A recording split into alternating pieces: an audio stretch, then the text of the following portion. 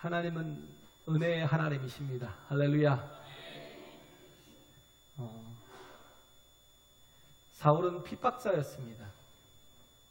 정말 그가 고백하잖아요. 나는 핍박자요, 회방자요, 포행자였다고. 그는 스데반을 돌로 쳐 죽이기도 했고, 또 많은 사람들을 핍박하고 잡아다가 가두고 죽이는 일을 서슴지 않고 했어요. 살기가 등등했다고 그러죠. 살기가 등등했다. 근데 다메섹 도상에서 예수님이 그를 만나 주시잖아요. 그죠? 참 이해 안 되는 부분들이 참 많아요. 어떻게 보면 세상에서는요, 원수라고 생각해요. 절대 그는 죽어야 된다고 생각을 해요. 그래서 어떻게든 그가 망하길 바라고, 아니면 그를 피하고. 그런데 예수님은요, 달라요. 생각하는 게 달라요. 판단하는 게 달라요. 그는 죄인을 사랑할 뿐만 아니라 원수까지도 사랑하셔서 그 자신이 그들의 모든 죄값을 다 자신의 몸을 통해서 십자가에서 달려 돌아가시며 치르셨다고요. 우린 이게 진짜 필요한 것 같아요. 가치를 보는 눈. 가치를 보는 눈. 정말 그 가치를 알면 인생이 달라지거든요. 제가 구역 예배 때 얘기했잖아요. 자니 링고라는 사람. 그런 그 키니와타 섬에 있는, 태평양의 키니와타 섬에 있는 자니 링고라는 사람이 있는데, 그 사람이 굉장히 성실하고 착하고 너무 좋은 사람인데 사람들로부터 막 조롱을 받아요. 아, 바보 같은 인간이야. 세상 물정 몰라서 그래. 왜 그러냐면 결혼할 때 살리타를 데리고 왔잖아요. 데리고 오는데 원래 풍습이 그 장인어른에게 딸을 주셔서 고맙다고 뭔가 사례를 해요. 사례를.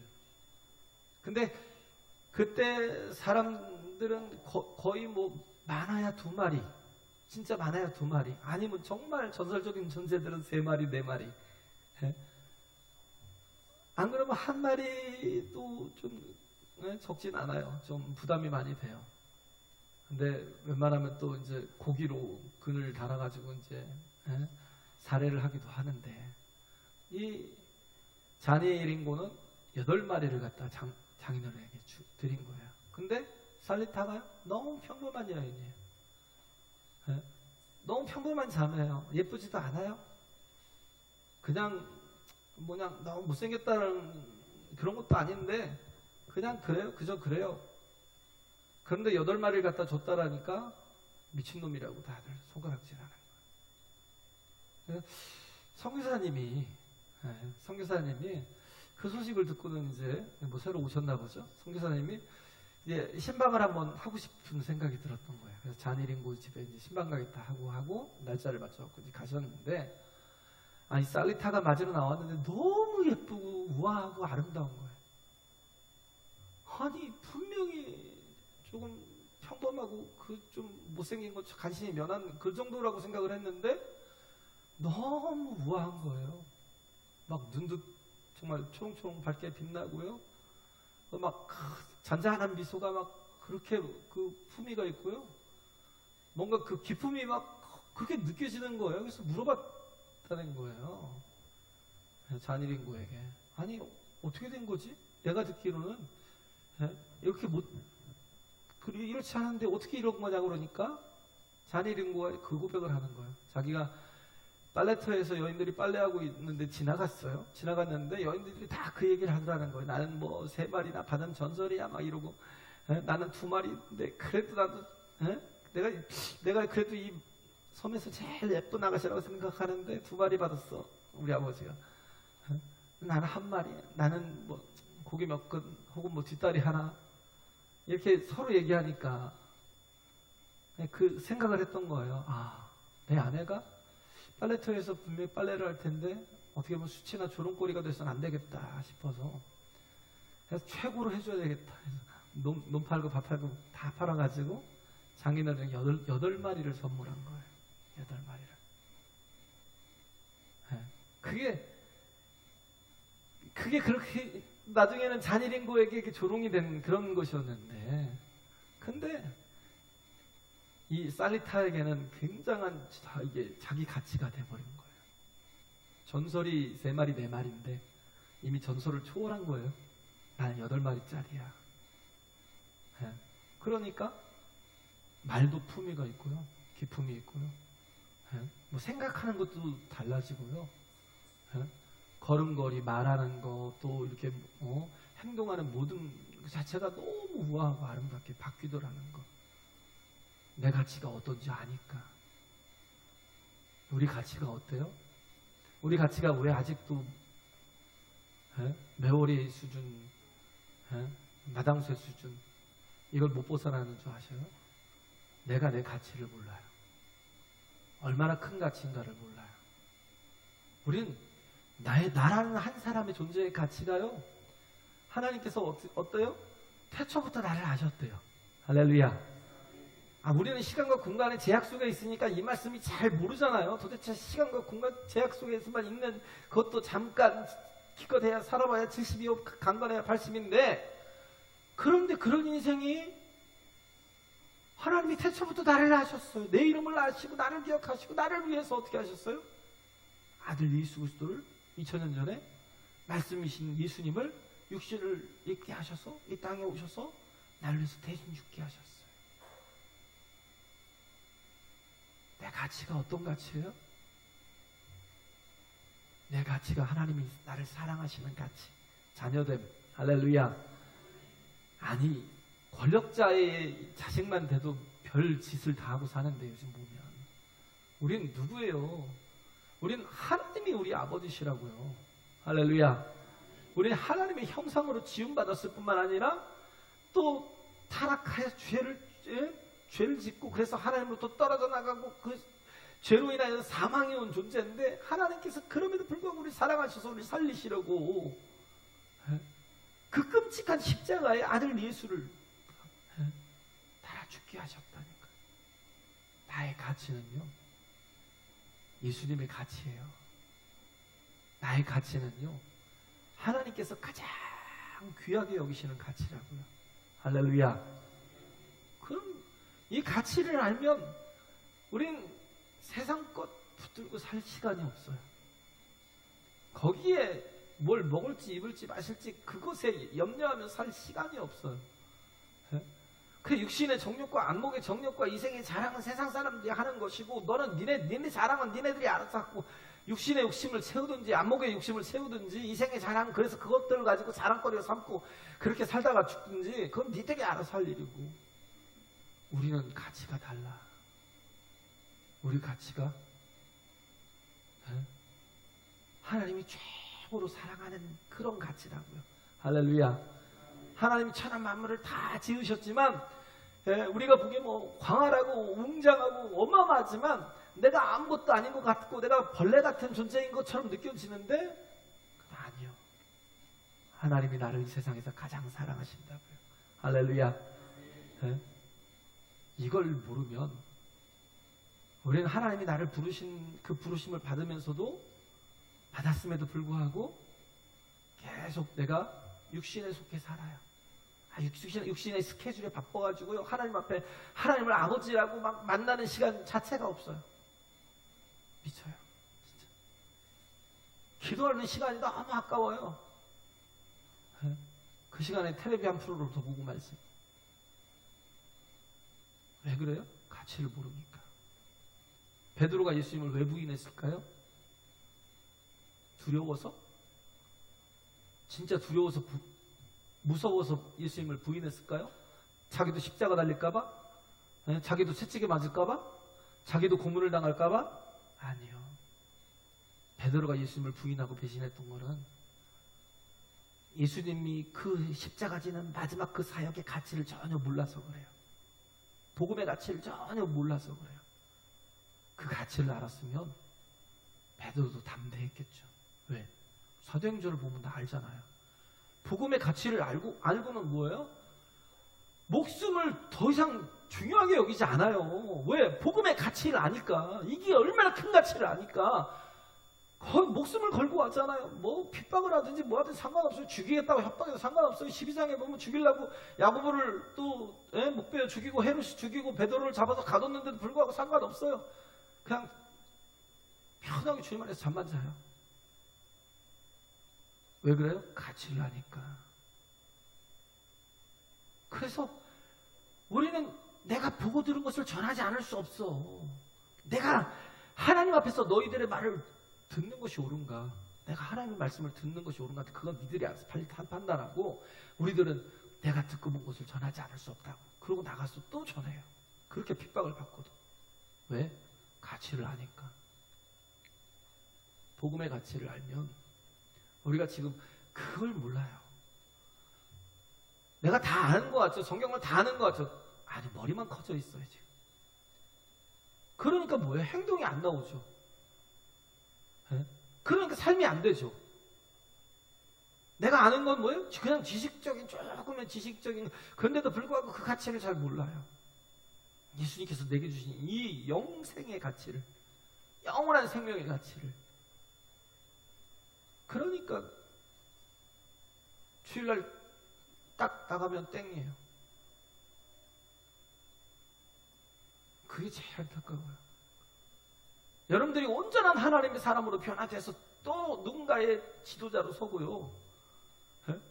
누군가의 목자로 서고요. 여러분들이 누군가의 제사장으로 서야 되는데 우리 교회가 그게 약해서 부흥이 안 돼요. 그게 약해서. 왜? 계속 새신자로 머물러 있어요. 오늘도 새신자예요. 여기 와서 예배를 드려도 앉아도 새신자예요. 여전히 초신자예요. 성장을 못해요. 전진이 안 돼요. 순종을 못해요. 가나안 땅까지 그 호렙산에서 가데스 바네아까지 가는 길이 10하루 길이에요. 그러고 나서 바로 들어가면 되는데 순종을 못하니까. 믿음이 없어 순종을 못하니까. 10하루면 들어갈 길을 40년을 광야에 있어요. 그게 내가 아닌가 생각할 뿐. 내가 지금 예수를 믿어도 40년 동안 내가 이러고 살고 있지 않나. 그럼 어떻게 해요? 이 상태로는 못 들어가요. 가나안에 아무도 못 들어갔어요. 정신 안 차리면 못 들어간다니까요. 그냥 묻혀서 들어가는 것 같아요? 아니요. 내가 성장해야 돼요. 내가 변화돼야 돼요. 제발 정신 차려야 돼요. 우리가 계속 새신자에 머물러 있어서 그냥 그 위치 그 자리에. 왜? 가치를 모르니까. 살리타는 알잖아요. 우아하잖아요. 정말 그렇게 못생겼던 사람이 그렇게 아름답게 기품 있고 우아하게 변하잖아요. 삭개오를 예수님이 베드로를 처음 봤을 때요. 베드로는 어떤 사람이에요? 시몬. 그래서 바요나 시모나 그래요. 요한의 아들 시모나. 바는 아들이거든요. 바디메오도처럼. 뭐 바나바 하는 것처럼. 바는 아들이에요. 그래서 요한의 아들 시모나 그럴 때도 바요나 시모나 그러잖아요. 요한의 아들 시몬. 네가 요한의 아들 시몬인데 너는 장차 개바가 될 거야. 지금 있는 모습으로 보면 뭐만 나와요? 판단하고 비판하고 정죄하고. 넌 왜 그 모양 그 꼴로 사니? 왜 그렇게 사니? 제가 정죄하려고 그런 거 아니에요.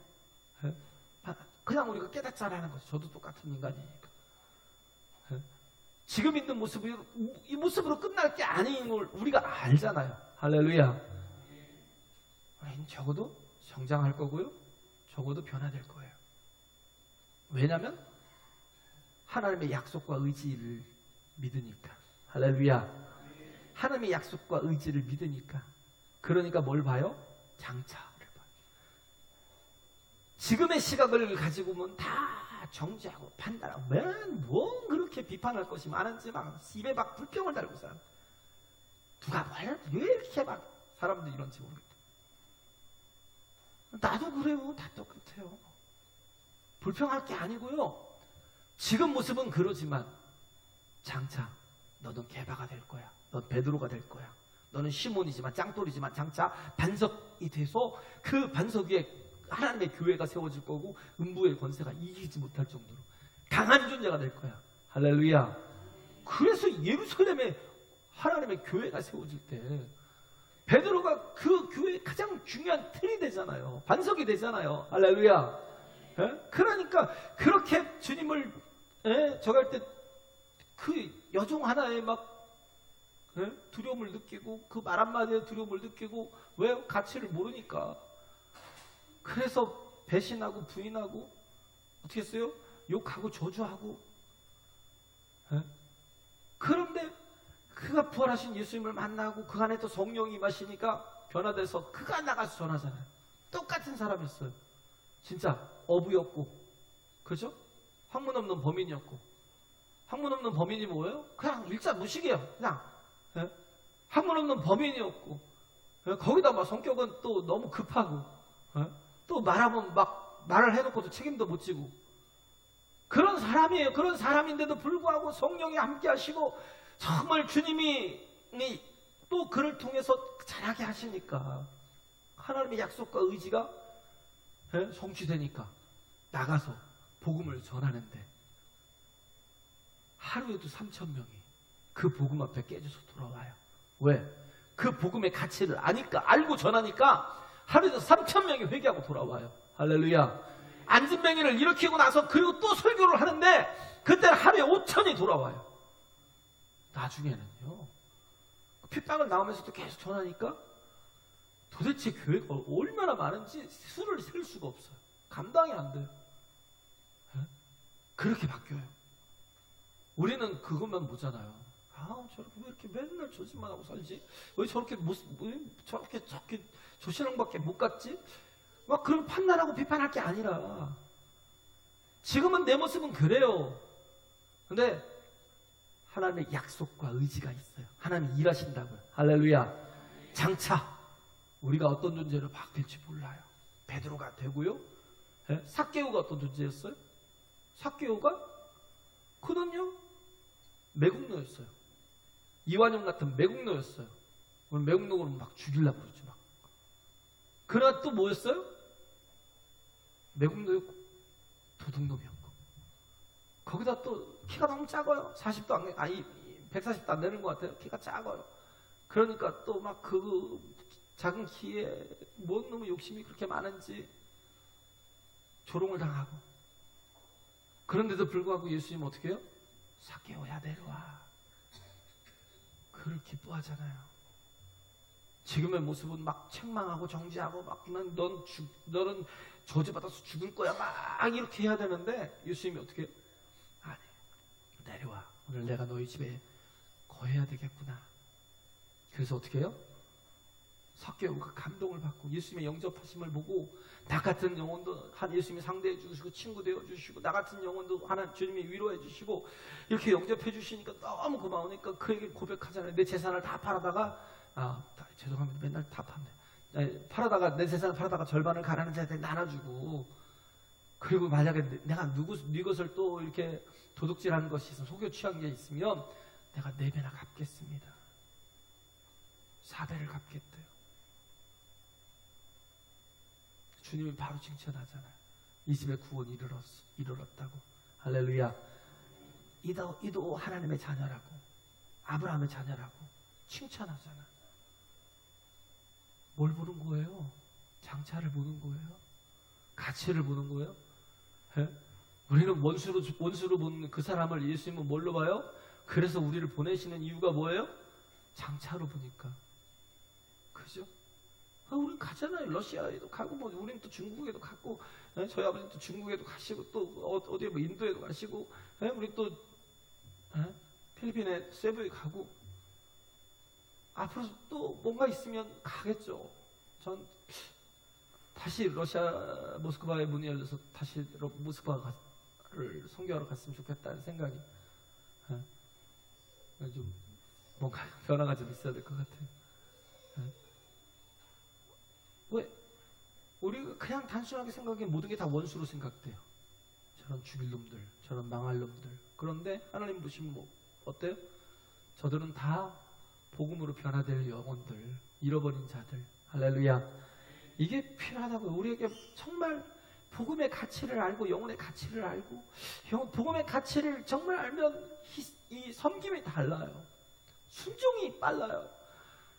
순종하면 10하루면 돼요. 순종을 안 하면 40년이 돼도 못 가고 나중에 그 안에서 다 죽어요.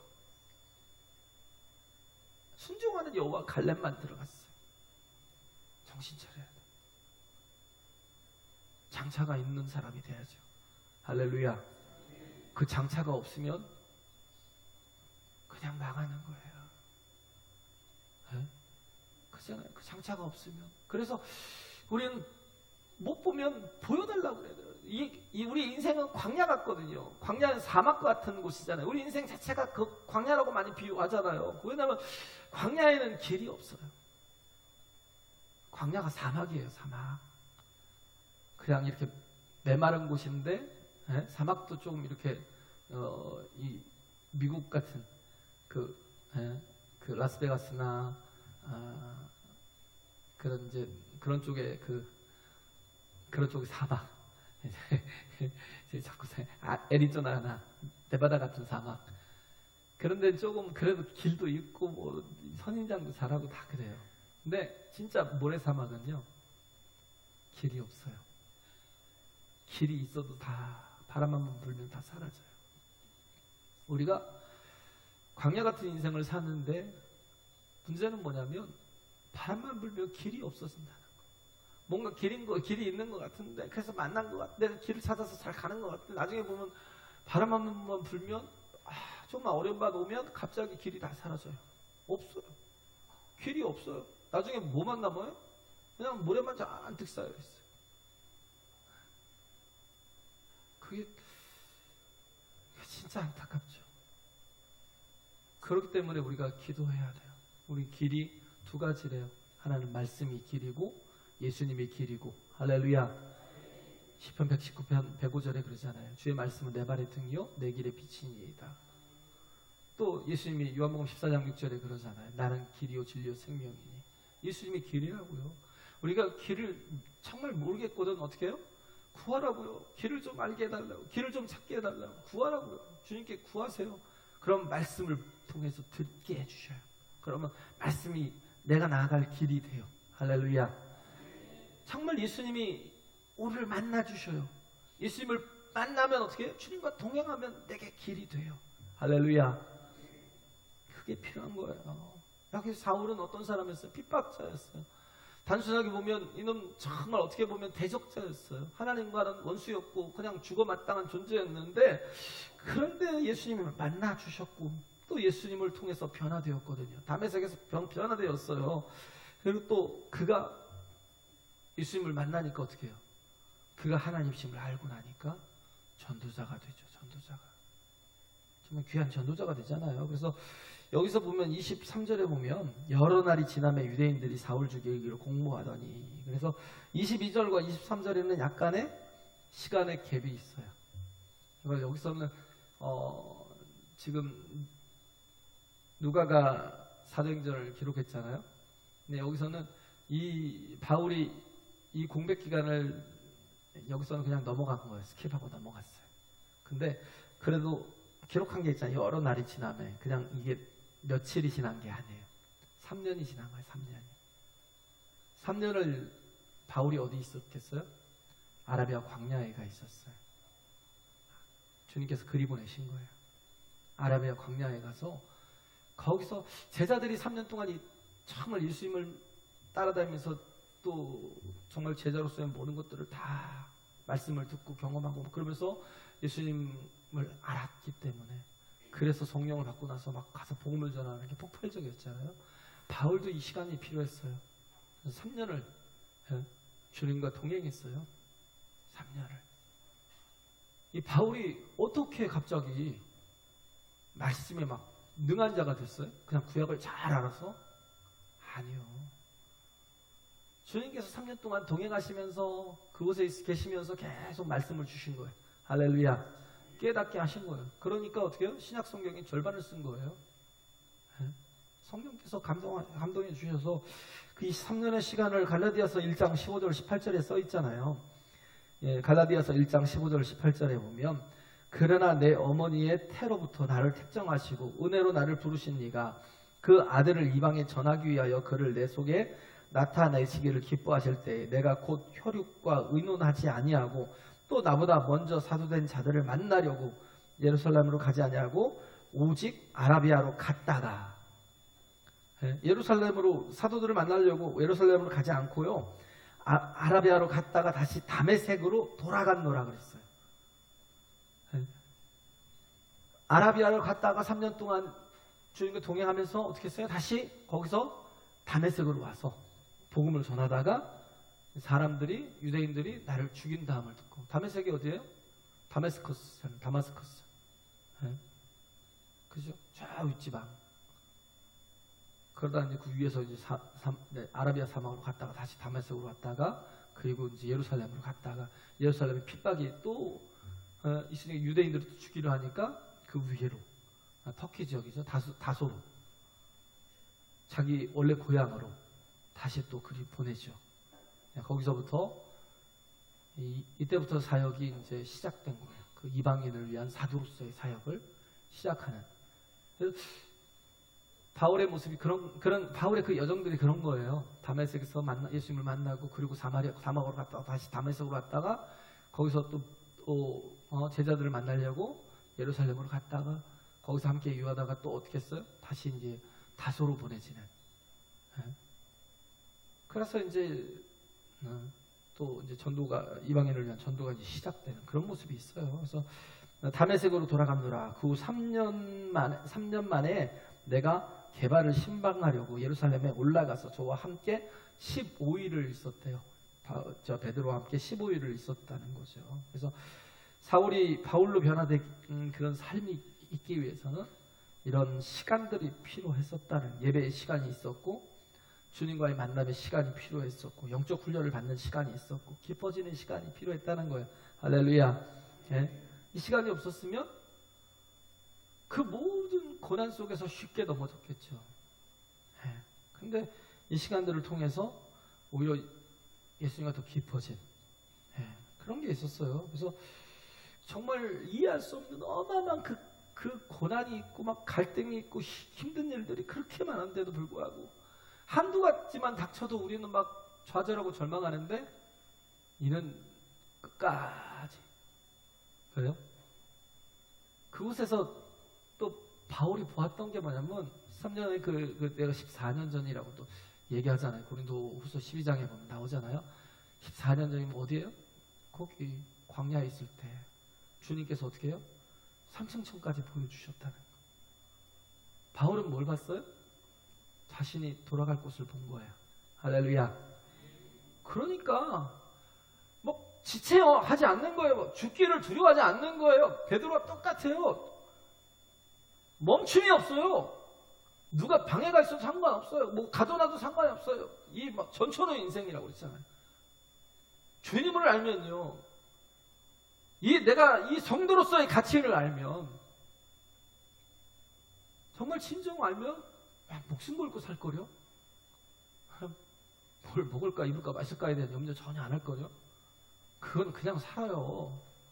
요즘은 동사무소 가도 뭐 그냥 준다니까요. 소문만 나면 그냥 해줘요. 뭔가를 뭐가 그렇게 걱정해요? 뭘 그렇게 얼마나 쌓아놓고 살아야 돼요? 없어도 돼요. 정말 우리는 그래서 이 가치를 알면 이 바울처럼 서는 거예요. 그래서 그가 고백하는 게 그거잖아요. 사도행전 20장 24절.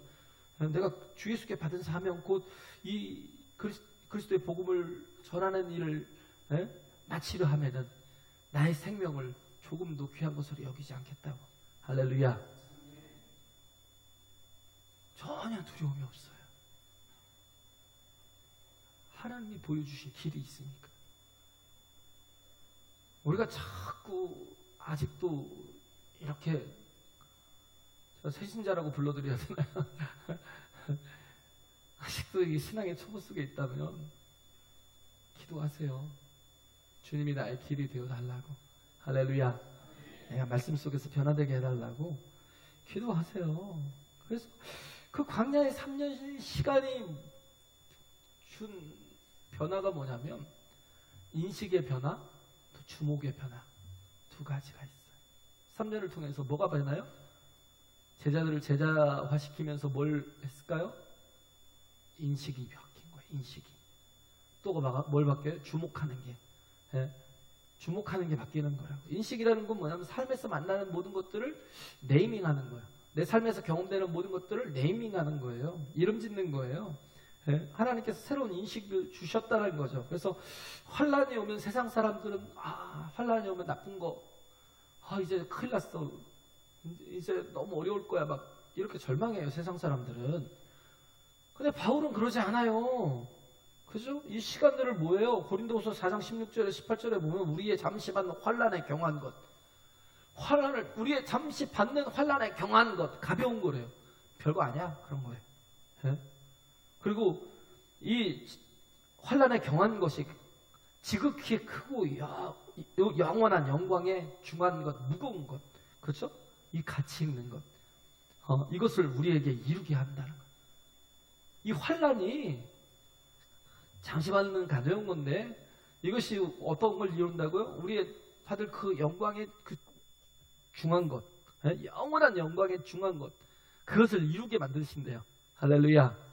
주님이 그러신다는 거. 그래서 환란으로 보이는 게 아니에요. 그냥 이것을 통해서 내게 자극이 되고, 이것을 통해서 내가 변화가 되고, 이것을 통해서 내가 성장하게 되고, 이 환란을 통해서 내가 정금같이 나오게 되고, 내가 하나님의 소망을 이루는 존재가 된다는 거. 할렐루야. 네? 이름이 달라지는 거예요. 네이밍이 달라진다고요. 내가 어떤 상황을 처하면 우리는 막 그 속에서 막 들어가서 절망하고 좌절하고 막 모든 것을 다 포기한 사람이죠. 아니요. 이름이 달라져요. 그래서 이름을 붙이는 것이 그 사람의 인식이에요. 광야의 3년의 시간이 지나면 인식이 달라지니까 해석도 달라지죠. 해석이 달라지니까 어떤 것이든 네이밍하는 게 달라진다는 거예요. 그래서 인생의 과정에 있을 때 이 과정을 가지고 우리가 실망하지 말라고요. 인생의 과정에 있을 때는 어떻게 해요?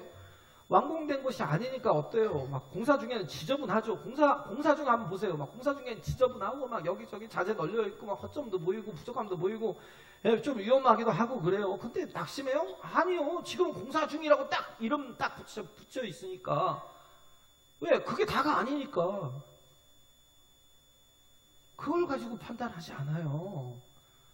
이름 짓는 속에서 우리의 문제가 다 해결이 된다고요. 할렐루야. 중요한 거예요. 3년의 광야의 시간이 그에게 인식을 다르게 했던 것. 그래서 해석이 달라진 것. 또 고난이 심했으면 우린 뭐라고 말해요? 연단이라고. 너무 심해요. 우린 그걸 연단이라고 해요. 막 풀무불 속에 들어갔다가 어떻게 나와요? 정금같이 나와요. 왜? 우린 믿음이 있으니까. 할렐루야. 믿음 없이 풀무불에 들어가면요 그냥 타버려요. 다 사라져요. 근데 주님께서 나를 붙들고 계시고 나를 연단하시는 거. 사드락과 메삭과 아벳느고가 그 풀무불 7배나 뜨거운 그 풀무불 속에 들어가 또 거기서 걸어 나오잖아요. 우리는 무너지지 않아요. 살아요. 할렐루야. 그래서 우리에게 이런 어려움이 있는 거는요 하나님께서 우리를 연단시키기 위함이에요. 이게 네이밍을 잘 하는 거예요. 그래서 시기가 맞지 않아요. 하나님 왜 이렇게 나한테 이렇게 고난의 시간이 너무 깁니까? 너무 어렵습니다. 이렇게 안 해요. 우리는 하나님의 타이밍이 있어. 그 딱 맞는 타이밍이 있다는 거예요. 그 타이밍에 하나님께서 이루실 거야 라고 좌절 절망 안 해요. 할렐루야. 그래요. 이렇게 네이밍하는 거예요. 근데 세속에 빠진 사람들은 어떻게 해요? 하나님이 축복이 오더라도요 하나님이 축복해 주시면 당연한 거라고 생각해요. 내가 뭘 해서 된 거라고. 어쩌다가 된 거거든. 난 내 힘으로 된 거. 운이 좋아서 된 거. 막 이렇게 네이밍을 해요. 그러니까 결국 어떻게 해요? 망해요. 그 복을 가지고도 망해요. 네이밍이 안 되니까. 그래서 주님과 동행하는 이 광야가 어렵고 힘든 것 같아도 그렇지 않아요. 주님과 함께 하니까 어떻게 해요? 이스라엘 백성들이 40년을 광야에 있어도 발이 부르트지 않고 옷이 낡아지지 않고 그들이 배고파서 굶어 죽지 않았어요. 만나 배출하기로. 또 목이 말라서 타 죽지 않았어요. 반석을 쳐서 물을 내어 주셨고. 할렐루야. 40년을 살게 하셨잖아요. 광야의 3년이 오히려 더 축복이라는 거. 그냥 괜찮아요. 주님과 함께하는 시간이 그 속에 환난도 있고 고난도 있고 뭐 인내해야 될 시간도 있고 연단받을 시간도 있어도 괜찮아요. 결국은 어떻게 해요? 그 시간도 내가 주님 안에서 넉넉히 이길 수 있으니까. 할렐루야. 넉넉히 이길 수 있잖아요. 그래서 성령 안에서 인식을 변화시켜 주셔서 해석이 달라지니까 이름도 달라지는 거. 그걸 네이밍이라는 거예요. 그래서 예수 믿는 사람들은 고백을 자꾸 하잖아요. 그 고백이 뭐예요? 그냥 이름 짓는 거예요. 그게 나는 이렇게 하나님의 은혜를 받았습니다. 야, 내가 이런 고난 가운데서 내가 이렇게 정말 자라가고 있습니다. 할렐루야. 이런 거예요. 그래서 바울은 하나님을 의지하게 되기 때문에 그 약해도 괜찮다고 그래요. 왜? 그게 하나님을 의지하는 길이 되니까. 내가 기도하는 길이잖아요. 오히려 내가 약하기 때문에 하나님 앞에 더 매달릴 수 있잖아요. 그러니까 약한 데서 더 온전해지잖아요. 그러니까 또 기도하니까 어떻게 돼? 약하니까 더 강해지잖아요. 왜? 하나님이 약한 모습에서 응답해 주시니까. 할렐루야. 하나님이 일하시니까 나는 약해도 하나님이 내가 하나님과 계속 교통하고 기도하니까 하나님이 일해 주시니까 약해도 강하고. 그러니까 하나님의 영광이 더 드러나잖아요. 바울이 해석이 다른 것처럼 믿음의 사람은 해석이 달라야 돼요. 할렐루야. 우리가 자꾸 우리 삶 속에서 함부로 마귀가 던져주는 그런 절망으로 이름짓는 어리석음을 범치 말라고요. 환난이 아니라 영광이라고요. 잠깐이고 지극히 크고 영원한 영광이 임하게 된다고요. 할렐루야. 이걸 믿으라고요. 광야 3년이 보여주는 것은 또 하나가 뭐냐면 주목하는 게 달랐어요. 나에게 영향을 주는 것이 주목하는 것 때문이거든요. 내가 무엇을 주목하느냐에 따라서 내가 거기에 영향을 받고 살아요. 가만히 보세요. 내가 지금 무엇을 주목하고 있는지. 그래서 그냥 지나가다가요. 그냥 지나치듯 쳐다보는 건 그건 내게 아무 영향도 미치지 않아요. 근데 주목하는 것은 나에게 엄청난 영향을 미친다는 거. 좋은 자동차가 막 지나가요. 맨날 새벽기도 때 같이 이렇게 나오시는 분이 어디 가세요? 운동 간다. 아주머니 바로 한 분이 저희 바로 밑에 집 사시는데 저희가 혹시 저희 때문에 저희는 뭐 사람도 잘 안 살고 잘 조심하지만 혹시 저희 때문에 소음 때문에 이렇게 힘드시냐 그러면 또 괜찮다고 전혀 들리지 않는다 그 말씀을 해주시더라고요. 근데 교회를 다니시는데 주일에만 교회를 가시나 봐요. 오늘 아침에 이렇게 교회를 가는데 딱 차를 타시는데 에쿠스인지 뭔지 그거 아니 제네시스인가 뭘 탁 타고 가시는데 하면서 문을 탁 열고 인사를 안녕하세요 하시더라고요. 그래서 나 제네시스 탑니다라고 인사하시는 것 같아서 네 안녕하세요 인사를 이제 하고 이제 저희는 갔는데 그런 게 좀 있는 것 같아요. 좋은 자동차가 이렇게 딱 보여요. 근데 그게 전혀 상관이 없으면 내가 주목을 안 하는데 내 친구가 그걸 타요. 좋은 자동차를 막 타요. 벤틀리를 막 타요. 그러면 갑자기 막 비참해지죠. 저 사람은 저렇게 몸복을 받아서 저렇게 사는데 나는 왜 이렇게 비참하게 사나. 내 친구는 저런데 나는 이 뭔 꼴이냐 막 이러면서 왜? 주목하는 거죠. 우리가 염려하는 이유가 뭐냐면 자꾸 마귀가 던져주는 미끼를 물어요. 미끼를 물어요. 마태복음 6장에 보면 염려에 관한 게 나오잖아요. 뭘 먹을까, 입을까, 마실까. 거기에서 뭐예요? 그것만 바라보면 그게 내게 기쁨을 주기도 하고 낙심을 주기도 해요. 뭔가 있으면 조건이 좋으면 기쁨이 되고 조건이 나쁘면 낙심이 돼요. 근데 바울은 전혀 그런 게 없잖아요. 상관없다고 하죠. 내가 부한 데 처하든 가난한 데 처하든 내가 잘 먹고 다니든 내가 못 먹고 다니든 내가 굶고 다니든 상관없다고. 내가 갇혀있든지 내가 자유로운 사람이든 상관이 없다고. 내가 아픈 사람이든 내가 건강한 사람이든 상관없대요. 왜? 내게 능력 주시는 하나님 안에서 모든 것을 할 수 있대요. 할렐루야. 어떤 어떤 상황 속에서도 내가 주님 안에 있으니까. 열매를 어느 때 거둬요? 네? 이따 오해할 건데 열매를 어느 때 거두겠어요? 내가 주님 안에 있을 때. 내가 능력이 있어야 거둬요? 내가 정말 누구보다 똑똑해야 거둬요? 내가 힘이 있어야 거둬요? 누가 돈 있어야 돼요? 아니요. 주님 안에 있어야 열매를 거둬요. 할렐루야. 네. 그래요. 다 썩어지고 없어질 것들에 그걸 가지고 왜 바보같이 그걸 네이밍하고 살고 그걸 주목하고 살고 그러지 말라고요. 그래서 생각해 보세요. 내가 주목하는 것이 하늘의 것인지 땅의 것인지, 내가 하늘의 것을 주목하고 있는지 땅의 것을 주목하고 있는지 거기에 따라서 어마어마한 차이가 있어요. 고린도후서 4장 18절에 보면 우리의 돌아보는 것은 보이는 것이 아니요 보이지 않는 것이니 보이는 것은 잠깐이요 보이지 않는 것은 영원함이니라. 할렐루야. 하늘의 것을 주목하세요. 영원한 것이라고요. 이렇게 하나님 말씀을 어마어마하게 듣고도 망할 자리로 가지 마시고, 그잖아요. 이렇게 주님이 보여주셔도, 길을 보여주셔도 내가 엉뚱하게 세상의 길로 가지 마시고, 예? 하나님 앞에 온전히 서는 저와 여러분 되시 간절히 바랍니다. 할렐루야. 예, 그래요. 그래서 마귀가 던져주는 것은 세상 것이잖아요. 세상 것은 요한일서 2장 16절 얘기 있잖아요. 육신의 정욕과 안목의 정욕과 이상의 자랑이니 얘는 다 아버지께로 온 것이 아니라 다 세상을 쫓아온 것이라고요. 그 세상에 있는 것 세 가지, 육신의 정욕, 안목의 정욕, 이생의 자랑. 예? 그래서 욕심을 채워서 결국은 자랑거리만 그냥 갖고 살지 마시고, 그거 해봐야 예? 어떻게 해요? 다른 사람을 상처를 주고 절망케 하고요. 또 그거 해봐야 공동체를 분열시키는 것밖에 안 돼요.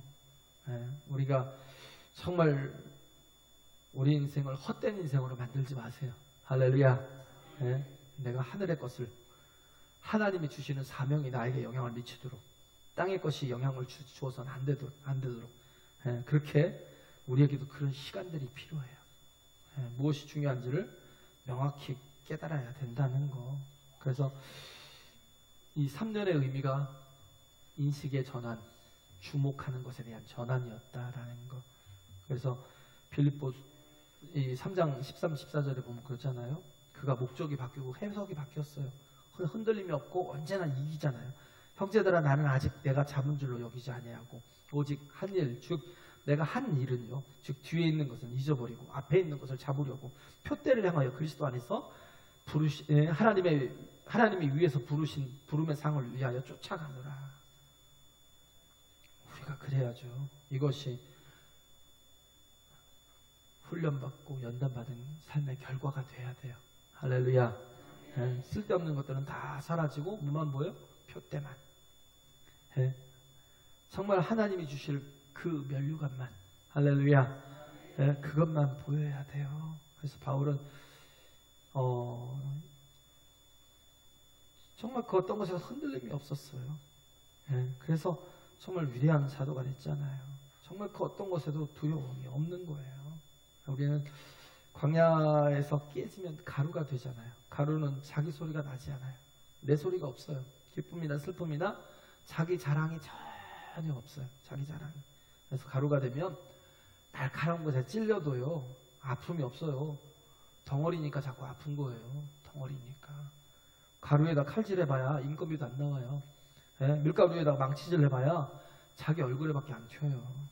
광야 생활이 필요한 것은요, 내가 온전한 가루가 되기 위함이에요. 할렐루야. 가루가 되는 거.